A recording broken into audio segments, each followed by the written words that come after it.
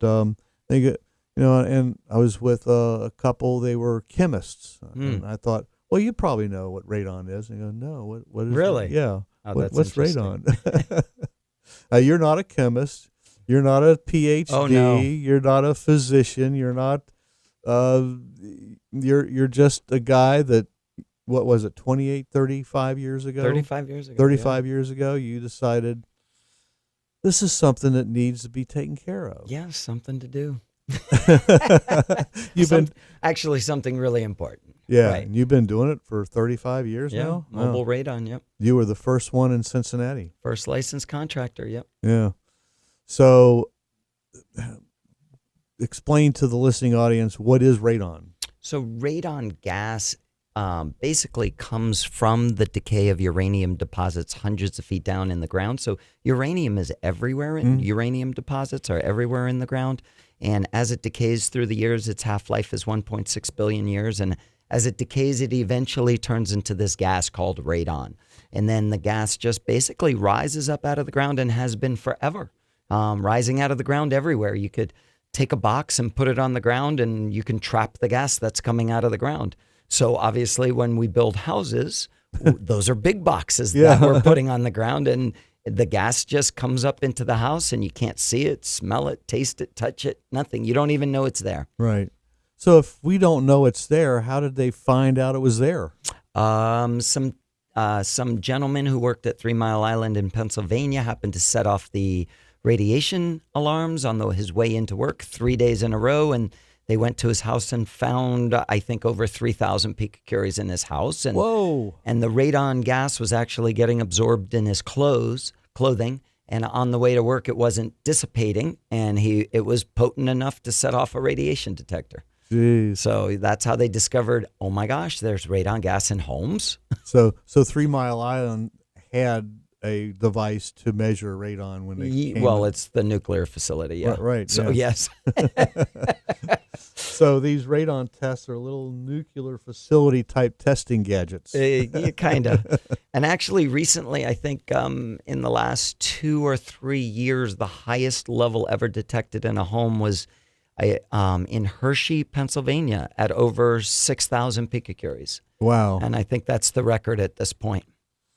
So, and I know the answer to this question, what is the danger level of radon? Is there any safe level of radon? There's no safe level. 0.0 would be a great safe level, but no, there's no safe level. Radon gas basically causes lung cancer. And at an exposure rate, according to the EPA, at an exposure rate of 0.5, it's comparable to smoking 1 cigarette a day at 0.5. So if you don't think smoking is bad for you, then obviously you're not worried about the radon. But of course, the combination of smoking and radon exposure is doubly as bad. Yeah. So yeah, there's no safe level for exposure. Yeah, but it's all what you're used to and what you feel comfortable with. It's all about your comfort level. Exactly. And what's great about a home is that you actually own it, you control it. You can control the environment and your health in your own home. Certainly radon gas exists in all your office buildings and schools and stores and all those other places, but you can't control your exposure there. At least where you live and exist most of the time, at least you have the ability to control your level there. So if you live in a condo, a second or third floor condo?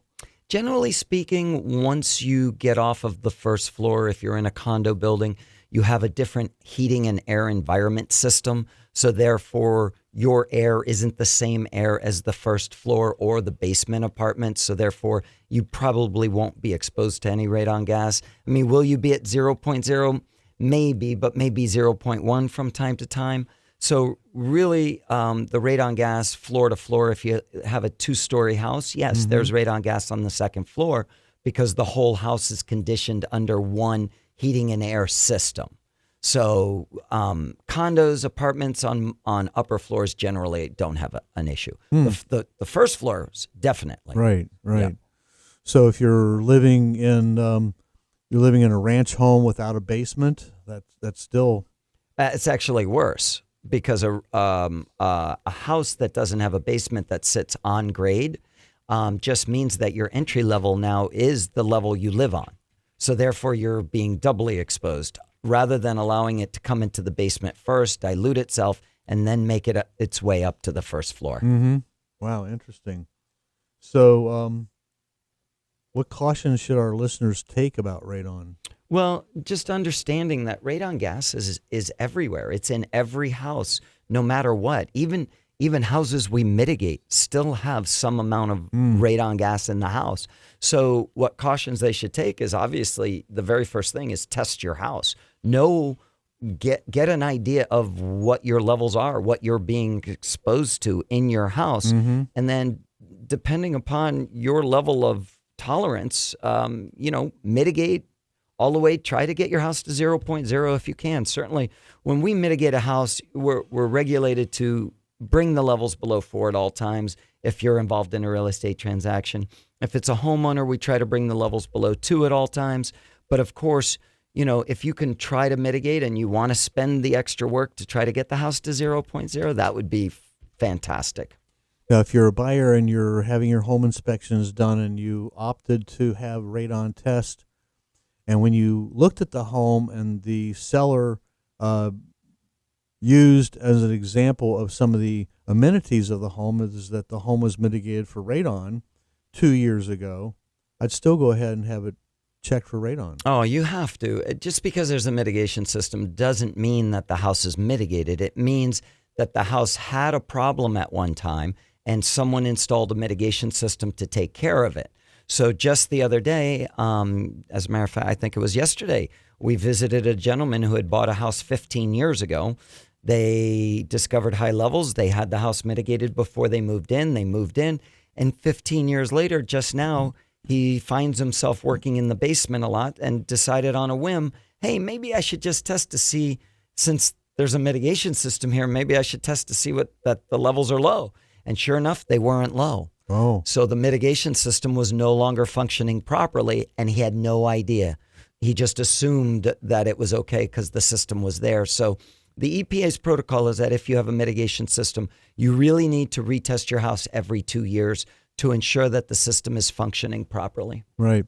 What could go wrong with a mitigation system? It's a pretty simple process. Yeah, it's very simple. It's the idea of creating that negative pressure field, a vacuum under the house and redirecting the radiation around the house. But you use pipes and a fan, and everything needs to be sealed. And sometimes with homeowners, things get unsealed, fans stop working, pipe fittings break, or for whatever reason, or they add an addition or whatever. There are multiple reasons why a system might not function anymore, and that's why you retest every 2 years. Depends on the entry level. If you go through the concrete floor, or if you take buddy it up with a sump pump system. Yeah, exactly. Your suction point, where that comes from to create that vacuum. It could be a blockage or something. Yeah, possibly. Sure. Okay. Yeah. All right.